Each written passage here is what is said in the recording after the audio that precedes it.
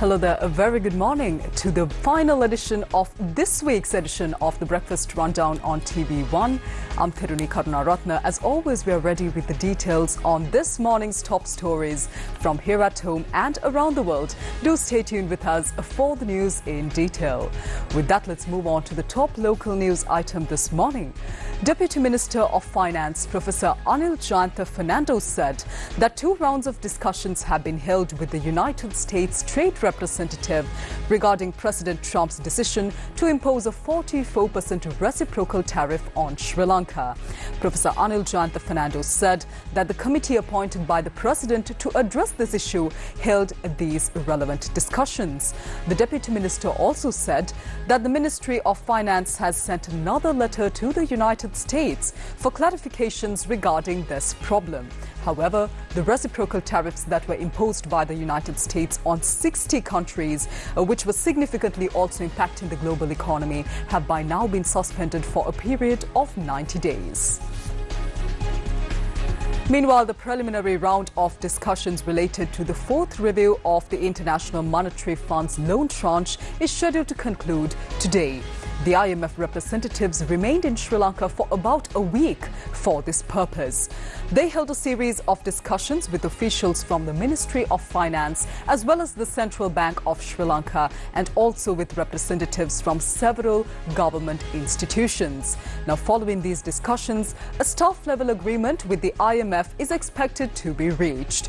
Sri Lanka is expected to receive $335 million under the 5th IMF loan tranche. On to more local news now. The April installment for Aswasama beneficiaries will be disbursed to their bank accounts today. The Welfare Benefits Board said that accordingly, 1,737,141 beneficiaries will receive a total of 12.63 billion rupees into their accounts. Additionally now, 2.9 billion rupees will be deposited into the bank accounts of 580,944 individuals over the age of 70 within these beneficiary families. The board also announced that the monthly allowance provided to senior citizens has been increased from 3,000 rupees to 5,000 rupees starting this month. Now, all government and government-approved Sinhala and Tamil medium schools will be given holidays starting today in line with the upcoming Sinhala and Tamil New Year.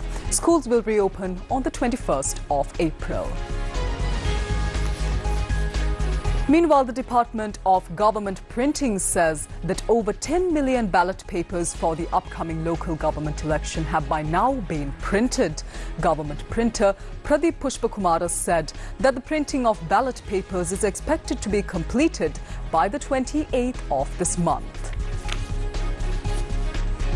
And in more local news, the Department of Railways says special train services will be in operation from today to facilitate those travelling to their villages for the Sinhala and Tamil New Year. Deputy General Manager of Railways N.J. Indipolage said that these services will continue until the 20th of April. Now, a total of 40 additional train journeys will be deployed on key routes, including Badulla, Beliatta, Anuradhapura, Gaul and Kankasanture. To accommodate the increased demand, the number of carriages of the Yaldevi and Rajarattarajana trains have also been increased. Meanwhile, special transport services operated by the Sri Lanka Transport Board or SLTB and private bus operators began 2 days ago to assist holiday travellers. Finally, on to our weather news forecast today. Showers or thunder showers will occur at times in the western, Sabaragamuwa, southern and northwestern provinces and in the Kandy and Nuwara area districts. Several spells of showers may occur in the Anuradhapura, Mathale and Mana districts. Showers or thunder showers will occur at several places in the Uva province and in the Ampara, Batiklo and Polonnaruwa districts during the afternoon or night. Fairly heavy rainfall of above 50 millimeters are likely at some places in the western and Sabaragamuwa provinces and in the Gaul and Mathura districts. Fairly strong winds of 30 to 40 kilometers per hour can be expected at times over the western slopes of the central hills and in the northern, north central and northwestern provinces and in the Trincomalee and Hambantota districts. And as always, the general public is requested to take adequate precautions to minimize damages caused by temporary localized strong winds and lightning during thunder showers. Now, on the apparent northward relative motion of the sun, it is going to be directly over the latitudes of Sri Lanka during the 5th to the 14th of April this year. The nearest areas of Sri Lanka over which the sun is overhead today are Maningamua, Rambava, Kartagasdigilia, Ithala, Vatunubaba and Muttur at about 12:11 noon. With that, let's move on to news overseas this morning. It is a developing story concerning the reciprocal tariffs that were imposed by US President Donald Trump. Now, Donald Trump has said there will always be a transition problem and difficulty as markets fell again amid continued uncertainty over the US president's global tariff war. His statement on Thursday comes hours after the White House said that tariffs on China would reach 145% for some products due to a pre-existing 20% levy imposed on those producing the drug fentanyl. Despite this, Trump said he was still hoping to secure a deal with China. Meanwhile, markets continued to face a turbulent time on Thursday following Trump's 10% tariff announcement for all countries except China. Trump on Wednesday paused his threat to impose tariffs as high as 50% on worst offender countries, but pressed on with his trade war with China. Now, Beijing has shown no sign of backing down.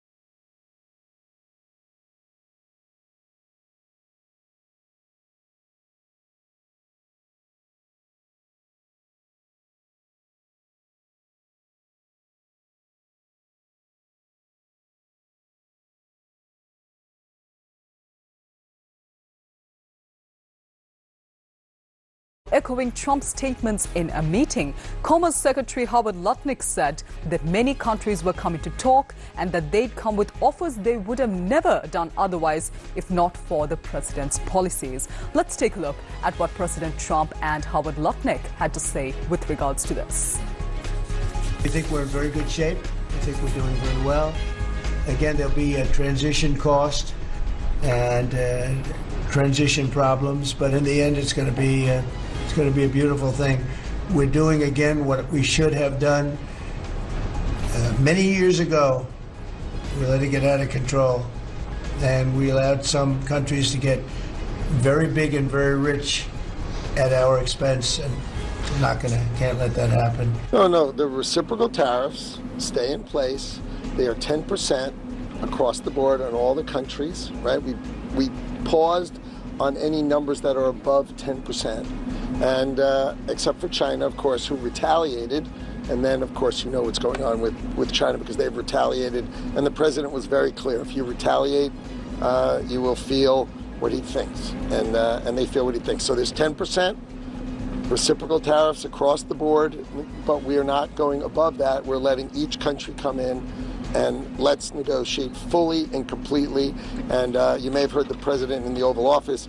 He talked about that he really wants to put military spending on the table. He wants to do, let's have a full conversation with each country and let's really discuss it together. And the lead negotiator is going to be Donald Trump.